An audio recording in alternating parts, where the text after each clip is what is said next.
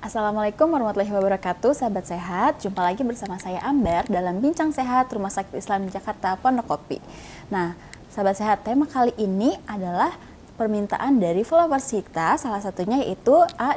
Puspaser. Nah, kali ini kita akan membahas tentang yang mana udah biasa disebut kalau habis pasca melahirkan. Nah, udah bisa tebak sahabat sehat itu apa? Ya, baby blues. Nah, sahabat sehat, pembahasan kali ini kita juga ditemani oleh narasumber kita yaitu Ibu Dian L. Izwar, MPH Psikolog. Nah, kita langsung saja sapa beliau yuk. Assalamualaikum Bu Dian. Waalaikumsalam. Ketemu lagi Bu Dian, apa kabar? Baik, alhamdulillah. Masya Allah.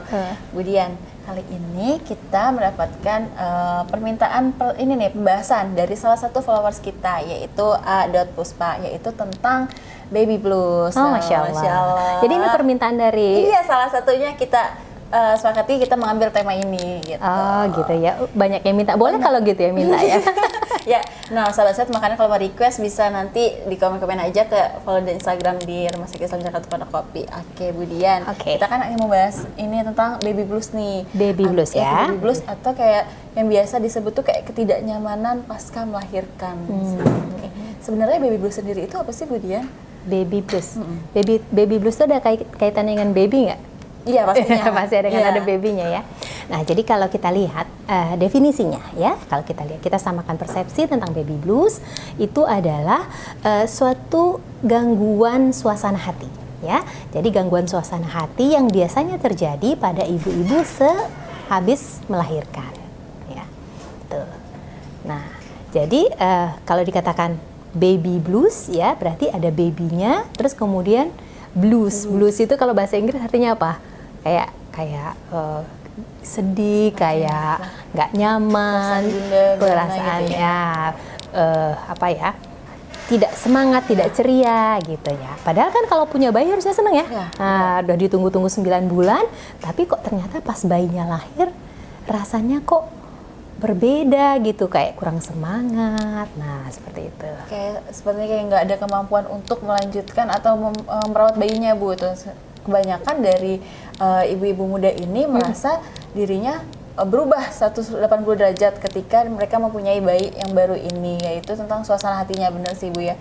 Nah, kalau dari baby blues ini dengan depression postpartum itu sebenarnya sama nggak sih, Bu Dian? Baby blues dan depression postpartum itu dua hal yang berbeda ya. Jadi dikatakan depression postpartum itu sudah merupakan sebuah gangguan. Nah, tetapi kalau baby blues ini masih normal.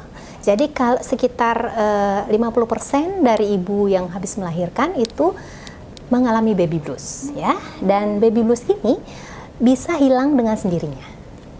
Dengan seiring berjalannya waktu, atau kita yang memang yang lama-lama terbiasa dengan kehadirannya bayi ini dan dalam sehari-hari gitu, Bu Dian? Bukan karena terbiasa, tapi kenapa kita mungkin bahas dulu kenapa baby blues, kenapa seorang wanita bisa mengalami baby blues ya. Kita tahu bahwa pada saat melahirkan seorang wanita tadinya hamil, kemudian dia melahirkan. Nah, kemudian di sini ada perubahan hormon yang terjadi di dalam dirinya. Jadi kalau misalnya mau haid kadang-kadang suka sensi ya. Iya, pasti itu. Seminggu sebelumnya karena ada perubahan hormon juga dalam wanita itu. Jadi kurang lebih sama, mirip lah gitu ya. Jadi ada perubahan hormon di dalam diri wanita yang menyebabkan perubahan pada suasana hatinya. Itu satu ya. Jadi ibu hamil ketika melahirkan dia berubah secara fisiologis. Kemudian yang kedua tadi Mbak Ambar sudah sempat menyebut ada perubahan peran. Nah, terutama pada wanita yang pertama kali melahirkan. Nah, jadi memang baby blues lebih sering dijumpai pada anak pertama, pada ibu-ibu yang remaja, atau pada ibu-ibu yang kurang dapat dukungan dari suami. Benar. Dan pada kehamilan yang kurang direncanakan. Nah, jadi biasanya kecenderungannya. Jadi, baby blues itu terjadi sekitar mulai pada hari kedua sampai dengan 2 minggu pasca melahirkan. Nah, biasanya setelah 2 minggu insya Allah aman. Gitu. Berarti ada kemungkinan juga lebih dari 2 minggu itu pun ada ya, Bu? Nah, kalau sudah lebih dari 2 minggu, itu yang kita bisa katakan postpartum depression. Nah, Jadi baby blues ini gejalanya mirip depresi, kita katakan depresi ringan. Nah, dan bisa hilang dengan sendirinya seiring dengan perubahan hormon adaptasi tubuh tadi dengan perubahan hormon dari si ibu tadi, gitu. Biasanya dimulai pada hari kedua sampai 2 minggu pasca melahirkan. Nah, kalau setelah 2 minggu pasca melahirkan masih moodnya nggak bagus ya, masih terasa kurang nyaman, malah males ya. Nah, itu si ibu perlu untuk mulai berpikir meminta bantuan profesional. Lebih lanjut ya Bu ya. Iya, karena memang kalau baby blues ini kita abaikan nanti bisa menjadi depression postpartum. Jadi depresi pasca melahirkan. Nah, tentu kita tidak inginkan itu, ya. Sebelum masuk kita ke gejala-gejalanya nih Bu Dian, banyak yang bilang ternyata baby blues ini disebabkan ketidaksiapan kita, misalnya dari di bawah umur gitu. Jadi kita menjadi orang tua. Nah, sebenarnya baby blues ini juga bisa dirasakan memang yang udah cukup umur ataupun belum cukup umur gitu ya Bu Dian. Ya, jadi sebenarnya ini gejala yang normal ya. Jadi kalau sekitar 50% dari ibu melahirkan berarti sekitar 1 dari 2 ibu kan mengalami baby blues. Nah, tetapi gejalanya pada setiap orang itu berbeda-beda. Jadi ada gejalanya yang ringan, ada gejalanya yang lebih berat gitu. Nah, jadi dan tadi yang saya katakan bahwa faktor risikonya memang lebih besar pada ibu remaja dibandingkan dengan ibu yang lebih lebih matang ya, lebih pada umurnya ya menikah dan ya dari segi usia ya, faktor itu berdasarkan data yang ada. Kalau di gejala-gejala yang sendiri kemudian kalau kita udah merasa kayaknya kita ada baby blues deh, kan kadang merasa ibu-ibu juga nggak merasa dirinya tuh terkena baby blues karena mereka menganggapnya ini hal yang normal ya, sedih, perasaan sedih, terus tiba-tiba senang, terus tidak kemampuan untuk merawat bayinya gitu. Gejala-gejala sendiri nih yang biasanya apa Bu Dian? Nah, kalau baby blues itu yang paling gejala yang paling muncul kuat gitu ya, yang paling sering dialami itu adalah merasa sedih dan malas. Dan kemudian merasa tidak berdaya, merasa tidak mampu untuk mengurus bayinya gitu ya. Terus sensitif, kemudian apalagi gelisah, mudah marah seperti itu ya. Jadi umumnya adalah gejala-gejala yang mengarah kepada mood yang rendah ya. Jadi tidak pengen bergerak, tidak pengen ngapa-ngapain, bermalas-malasan aja misalnya gitu ya. Terus merasa sedih, merasa bersalah. Jadi kadang-kadang merasa tidak, jadi seperti ada lingkaran ya, merasa tidak mampu untuk merawat bayinya. Terus kemudian ketika pegang bayinya dia merasa stres. Ketika menyusui bayinya dia stres, karena dia stres air susunya nggak keluar, ya kan? Karena itu salah satu hormon yang mempengaruhi air susu itu adalah hormon. Ya. Ini kalau dia stres berarti kan produksi hormonnya itu akan terganggu ya, komposisi hormon di dalam tubuhnya. Nah, kemudian ketika dia menyusui, air susunya nggak keluar, dia tambah stres. Nah, jadi itu ada lingkaran seperti itu. Nah, itu bisa memperparah ke baby blues ya. Jadi dia makin merasa, waduh saya bukan ibu yang baik, saya bukan ibu yang ideal, saya nggak bisa mengurus anak, nyusuin bayi aja kok saya nggak bisa gitu ya. Padahal sebenarnya itu semua adalah proses alami yang bisa dipelajari gitu. Ya, apalagi tambahan-tambahan dari orang sekelilingnya nih Bu yang benar-benar kayak udah kamu begini aja kok nggak bisa, seperti itu. Berarti seberapa pentingkah peran suami khususnya dan sekeluarga ini dalam menghadapi ibu-ibu muda ini yang terkena baby blues Bu Dian? Nah, jadi memang peran dari orang-orang di sekeliling si ibu ini sangat penting ya. Tadi kalau misalnya orang datang, loh kok nggak bisa digituin, kok air susunya nggak keluar, wah dulu waktu mama dulu, nah ya kan, bawa waktu dulu saya, dulu, waktu kakak dulu itu hari pertama udah langsung nyusu anaknya ini kok. Nah, jangan membanding-bandingkan. Kalau membandingkan itu dia akan merasa stres kan. Kita tahu bahwa setiap orang itu punya keunikan dan interaksi antara ibu dan anak itu berbeda. Antara satu ibu dengan anak A, bahkan ibu yang sama dengan anak keduanya juga berbeda. Ya, jadi kita tidak bisa bandingkan bahwa oh waktu kakak dulu, nah gitu nggak bisa ya. Jadi kita lihat apa yang dialami oleh si ibu ini. Nah, kemudian peran yang penting adalah suportif, yaitu mendukung. Makanya kalau zaman dulu kan kalau mau lahiran ada ibunya datang ya, ada ibu mertuanya datang, komplit gitu ya. Karena supaya si ibunya dapat dukungan. Nah, kemudian yang perlu juga adalah suami memahami perubahan emosi dari istrinya. Kadang-kadang kan namanya bapak muda ya, sayang sama anak kan, anaknya nangis, istrinya lagi baru tertidur misalnya ya, terus anaknya nangis dimarahin istrinya, itu kok gimana sih kamu jadi ibu, anak kok dibiarin nangis misalnya begitu ya. Nah itu kan dia merasa tidak nyaman. Nah bisa saja salah satu bentuk suportifnya ketika anak menangis bapaknya yang gendong, karena belum tentu anak ini menangis ingin susu, yang lain kan bisa diurus oleh yang lain kecuali ASI kan. Nah jadi kadang-kadang orang membebani ibu yang baru melahirkan itu untuk semua urusan anak, semua urusan bayi. Padahal yang wajib untuk si ibu adalah menyusui, gitu. Pada ganti popok, itu kan semuanya bisa dilakukan oleh yang lain, ya kan? Kadang-kadang anak cuma pengen ditimang, itu kan bisa dilakukan oleh nenek, oleh ayah, ya. Nah kita jangan mengganggu si ibu yang sedang dalam fase baby blues ini, gitu. Jadi intinya support dari keluarga, kalau bisa menghandle bayi, bantulah si ibu untuk menghandle bayi ini, kecuali menyusui. Jadi si ibu yang sedang mengalami baby blues fokus adalah pada menyusui bayinya, dan usahakan menyusui langsung dari payudara. Karena itu berbeda ya, kelekatan antara bayi dengan ibu pada saat disusui langsung dibandingkan dengan yang dipompa kemudian diberikan meskipun sambil digendong juga anaknya ya, tapi diberikannya melalui botol atau disuapkan dengan sendok, itu berbeda. Gitu. Bondingnya beda ya Bu? Bondingnya beda, hormonnya juga berbeda.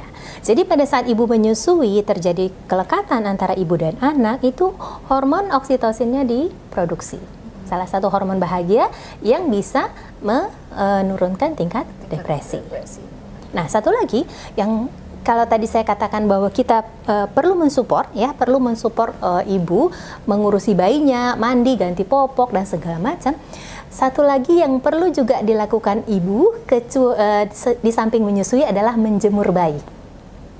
Banyak kan yang lupa akan hal itu ya Bu ya, maksudnya sampai akhirnya ketika ada yang menjenguknya kayak kok bayinya kok kuning kayak gitu, mempengaruhi dari menjemur itu ya Bu. Nah yang saya katakan adalah penting ibu menjemur bayinya, ibu menjemur bayinya supaya si bayi dapat matahari, si ibu dapat matahari.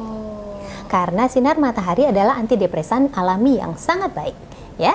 Jadi nenek bantuin, yaudah kamu tidur aja, ibu tidur aja, biar nenek yang jemur bayi. Nah kan yang ketemu matahari si bayi dan si nenek, si ibu enggak ya kan. Nah jadi ada dua hal sebenarnya yang tugas ibu menyusui ya, ibu postpartum, yang satu adalah menyusui bayinya, yang kedua adalah menjemur bayinya sehingga dia sendiri kena matahari, dan pada proses menjemur dia juga ada kontak dengan bayinya gitu. Nah Bu Dian, karena ada salah satu anggota baru khususnya bayi ini yang di dalam anggota keluarga, suami maupun keluarga lebih banyak fokus kepada bayinya dan makin merasa ibu-ibu ini merasa kok aku udah nggak diperhatiin ya, kok semuanya pada fokus dengan bayinya ya. Nah kita tuh gimana sih mengelola perasaannya nih, perasaan si ibunya, tapi kan nggak diomongin gitu, mereka cuma akhirnya nangis, sedih gitu, padahal mereka tuh merasakan itu kok semuanya fokus ke bayinya ya, kan aku yang lahirin loh gitu. Ya jadi waktu hamil kayaknya disayang-sayang banget ya, aduh gitu ya. Jadi pokoknya ibunya dijaga, ternyata bukan saya yang diperhatiin si bayi, ketika bayinya lahir saya dicuekin gitu ya.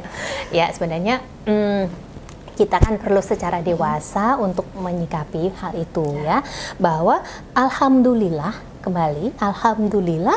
bayi kita diperhatikan. Iya kan? Kita lihatnya ke situ dong. Ternyata neneknya senang nih punya bayi, ternyata budenya senang, ternyata tantenya senang, ternyata ayahnya senang. Ada loh bapak-bapak yang tidak memperhatikan bayinya, ya kan? Jadi ketika suami kita memperhatikan bayi kita, alhamdulillah gitu. Jangan bersaing sama bayi, ya kan? Jangan bersaing sama bayinya. Jadi alhamdulillah ada yang memperhatikan. Nah, jadi kemudian kalau kitanya merasa tidak diperhatikan, oke, boleh kok minta perhatian. Ya, misalnya kita bilang kita pengennya apa sama suami. Pengen biasanya suami kalau baru datang ketemu sama kita, ya pulang kerja nyari, wah mama mana gitu. Sekarang adek mana gitu kan, ya kan. Nah, bisa kok kita bilang, wah papa mamanya nggak dicari nih, gitu, boleh. Jadi sehingga kita bilang sama suami, saya juga pengen dicari, boleh aja kita ngomong begitu, gitu. Berarti perhatiannya harus nggak boleh terbagi dua, malah harusnya sama rata ya antara ibunya maupun bayinya ya Bu Dian. Si bapak. Iya, ya pastinya kan. Aku juga belum bisa menggambarkan ini Bu Dian karena belum merasakan. Belum berpengalaman ya. ya. Bu Dian tadi kan kalau memang udah melebihi dari tanda-tanda gejala yang dari baby blues kan berarti kan itu yang depresi postpartum ya. Terus gimana sih kita merasa gejala itu semakin berat itu kayak gimana Bu Dian? Semakin berat itu kalau sedihnya bertambah. Nah, jadi gini, seharusnya emosi itu dia ada awalnya, ada akhirnya. Nah, jadi kalau misalnya tiba-tiba kita sedih, oke, kita sedih, kenapa ya kita sedih?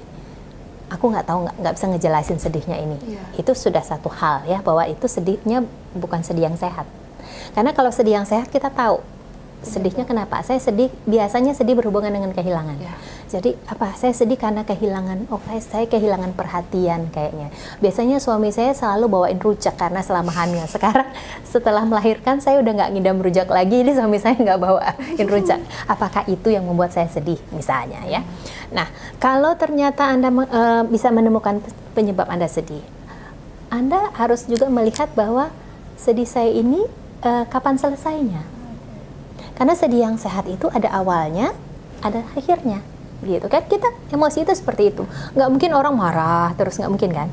Nggak mungkin juga senang terus, nggak, ya kan? Jadi pada emosi yang sehat ada awalnya, ada puncaknya, ada akhirnya, gitu. Jadi pada suatu, misalnya ketika kita lulus ujian gitu, kita kan senang sekali, ya kan? Senang sekali, tapi 1-2 hari kemudian udah biasa lagi. Nah, begitu juga sedih. Ketika kita misalnya kehilangan, misalnya kita gagal ujian gitu, ya. Ketika kita tahu kita gagal, kita akan sedih, sangat sedih. Tapi kemudian 2-3 hari sedihnya akan berkurang. Nah, jadi Anda bisa bedakan kalau kesedihan postpartum ini bertambah terus dan tidak berkurang sampai 2 minggu, nah itu berarti sedihnya udah nggak sehat, gitu. Karena berlarut-larut dan bertambah parah ya. Bertambah, jadi tidak harusnya emosinya tuh kurang. Jadi sekarang mungkin kita baby blues ini kan biasanya muncul di hari kedua ya, mulai di hari kedua sampai 14 hari pasca persalinan. Nah, jadi misalnya pada di hari ketiga, keempat kita pun merasa sedih. Ya udah, nggak apa-apa, terus ke-5, 6 kok tambah lama, tambah sedih gitu. 7, 8, 9 tambah sedih, bukannya berkurang sedihnya gitu ya. Waduh, nah ini kan tanda-tandanya bahwa mungkin kita butuh pertolongan gitu ya. Jadi pada saat Anda sudah tidak bisa mengendalikan diri Anda sendiri, maka Anda perlu mencari pertolongan gitu. Jadi sebenarnya baby blues ini adalah salah satu keadaan yang tidak sehat mental. Nah, jadi sama dengan keadaan kalau kita sedang batuk gitu ya, kalau kita udah coba untuk minum obat kecap jeruk nipis ya misalnya ya, masih batuk, oke, beli obat ya biasanya beli obat batuk di supermarket gitu kan, ternyata nggak sembuh juga, terus kemudian kita akan ke dokter. Nah, begitu juga dengan gangguan mood, gangguan suasana hati ini, ketika kita merasakan ya kok kayaknya saya nggak nyaman, saya berusaha, semangat gitu ya, nyemangatin diri, ayo kamu bisa, misalnya gitu ya, bismillah, lihat anaknya, tapi kok ngelihat anaknya sedih, merasa bersalah gitu, cerita sama ibunya, Bu kok aku begini ya, gini, terus kata ibunya, biasa dulu mama juga kayak gitu ya, tapi setelah 14 hari masih merasakan hal yang sama, berarti Anda butuh bantuan profesional. Gitu. Berarti karena sebagian besar ibu muda juga akan merasakan baby blues ini, yang terpenting tidak melebihi dari batas waktunya ya Bu. Berarti kalau udah melebihi batas waktunya masuk ke dalam depression postpartum. Nah, untuk mengurangi gejala-gejala ini tuh biasanya dari ibu muda itu ada apa aja Bu? Bergerak. Olahraga? Olahraga boleh, pokoknya bergerak. Nah, kadang-kadang kan ibu-ibu habis melahirkan manja. Iya, maunya tiduran aja kayaknya. Aduh, gimana? Ini sakit. Padahal kalau tanya sama dokter Objin, bergerak itu lebih bagus untuk penyembuhan luka, gitu ya. Jadi pada saat habis melahirkan itu, kalau dokter sudah bilang boleh pulang, ya udah di rumah tuh bergerak lah gitu. Jangan hanya diam saja. Satu. Yang kedua, ketemu matahari. Ketemu matahari itu adalah obat yang paling efektif, murah, mudah, alami, ya. Nah, jadi usahakan berjemur 30 menit di bawah matahari pagi. Setiap hari. Maka itu jemur bayinya bersama dengan ibunya. Terus katanya bilang gini, Bu, kalau misalnya nggak ada matahari gimana? Mendung, musim hujan. mendung gitu. Ya nggak apa-apa, yang penting dapat sinar ultraviolet gitu ya. Tapi keluarlah, buka jendela, keluar ya, menjemur di luar. Jadi jangan hanya berkurung di kamar. Berarti peran konseling ini untuk untuk mengatasi baby blues ini itu gimana, Bu?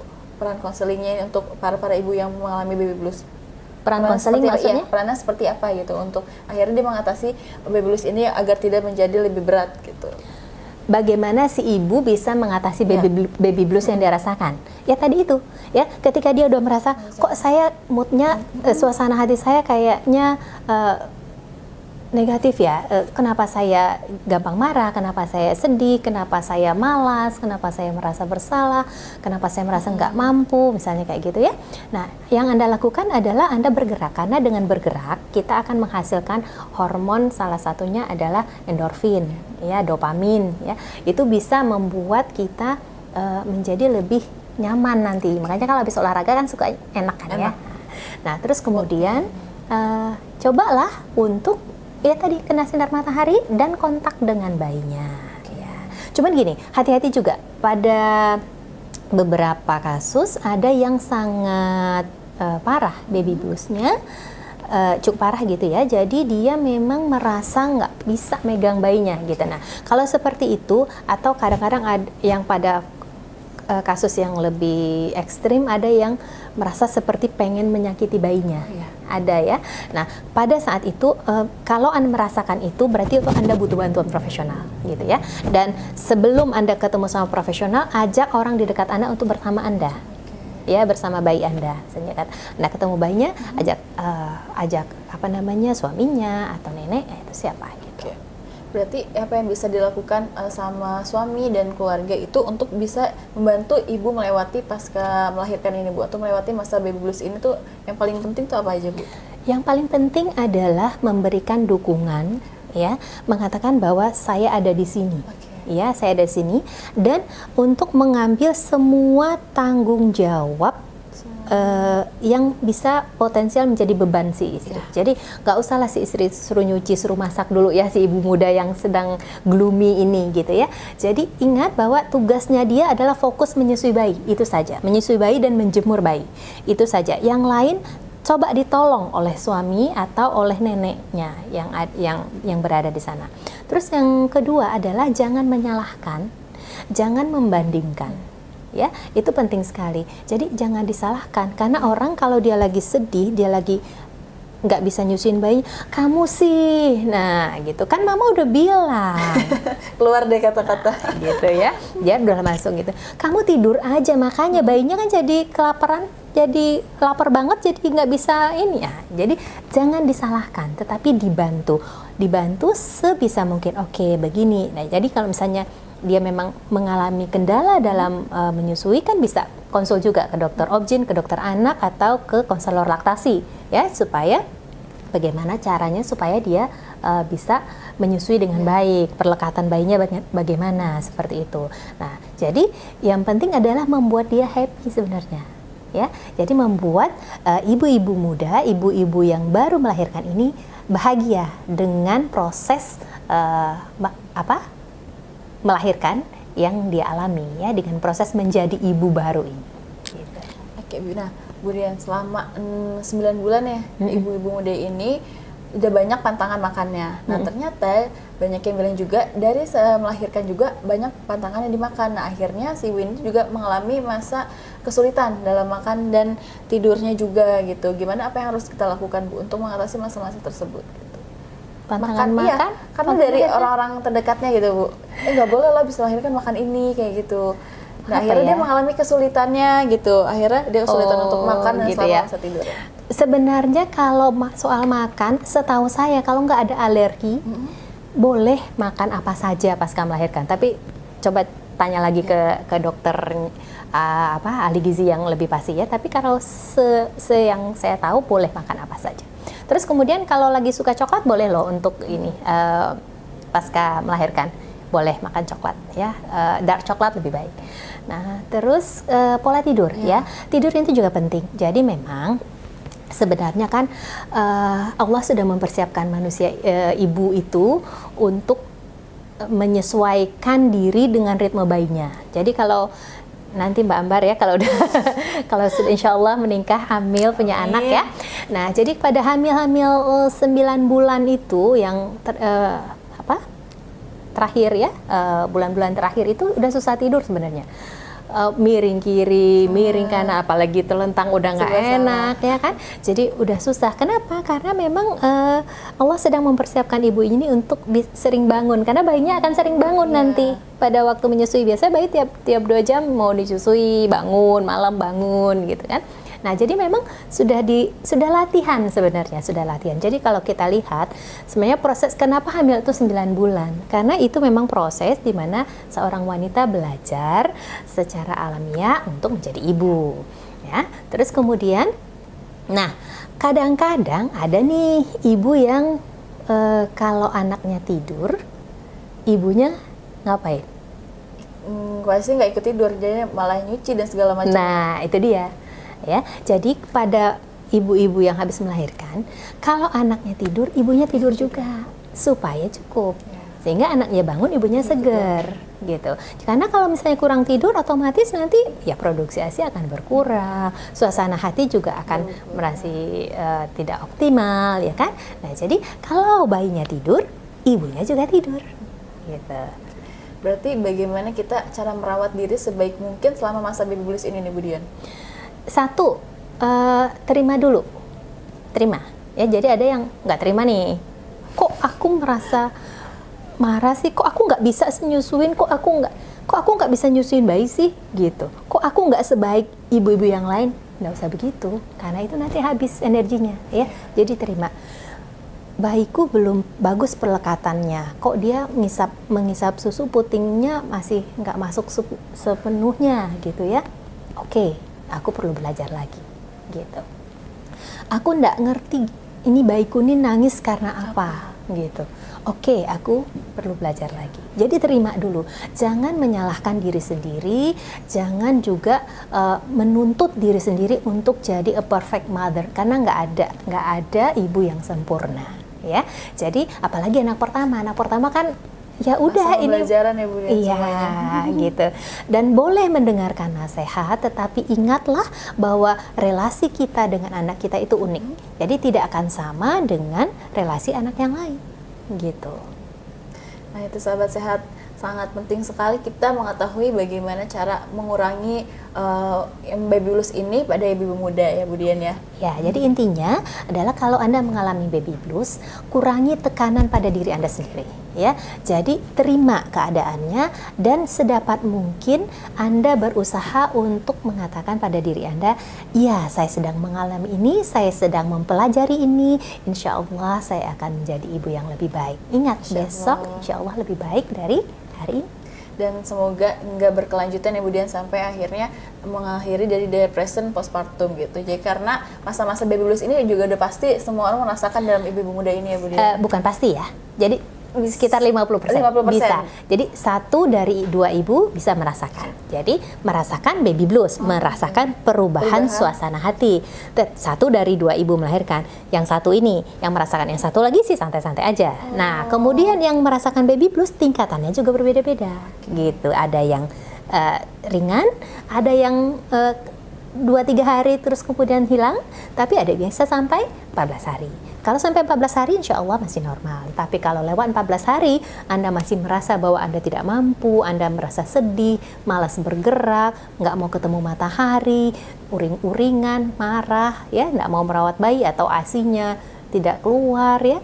Nah, itu usahakan untuk bertemu profesional supaya insya Allah bisa membantu kesehatan mental ibu dan juga perawatan bayinya. Nah, sahabat sehat, cukup menarik sekali bukan pembahasan kita kali ini. Nah, tadi sekitar tentang baby blues, ada kata-kata terakhir dari Bu Dian nggak tentang untuk menghadapi ibu-ibu muda ini bisa melewati masa-masa baby bluesnya? Oke, jika Anda seorang ibu dan Anda mengalami baby blues, Anda merasa tidak mampu, merasa bersalah, atau mungkin merasa sedih pada saat menyambut kelahiran bayi Anda, maka terima saja perasaan itu. Kemudian yang perlu Anda lakukan adalah Anda bergerak, ya. Selalu usahakan untuk bergerak, lebih banyak bergerak lebih baik. Kemudian bertemu matahari, minimal 30 menit bertemu matahari setiap hari, berjemur bersama bayi Anda. Untuk melakukan semua itu, minta dukungan dari orang tua atau suami. Nah, apabila keadaan ini terus berlanjut dan Anda tetap merasa tidak mampu untuk melakukan tugas Anda sebagai ibu, maka Anda perlu untuk menemui profesional. Selamat jadi ibu. Selamat jadi ibu, sahabat sehat. Nah, Masya Allah, terima kasih Bu Dian untuk pembahasannya kali ini. Sama-sama. Sangat bermanfaat sekali, bukan bagi kita semua, khususnya sahabat sehat semua. Apabila sahabat sehat merasakan gejala yang tidak biasa, seperti tadi yang sudah dijelaskan oleh Bu Dian, segera kunjungi RS Islam Jakarta Pondokopi untuk mendapatkan diagnosis dan penanganan yang tepat dari kami. Khususnya dengan Bu Dian L. Izwar, MPH Psikolog, bisa di hari Selasa pukul 14.00 sampai 16.00. Nah, sahabat sehat juga bisa loh mendaftar via WhatsApp ke nomor 0817 710001 untuk jaminan perusahaan, asuransi, ataupun pribadi. Nah, sahabat sehat juga bisa berseluncur ke website RSIJPK di rumahsakit-islam.com. Di sana sahabat sehat juga bisa mendapatkan fitur cari dokter untuk menemukan jadwal dokter, booking, dan buat janji dengan dokter terkait.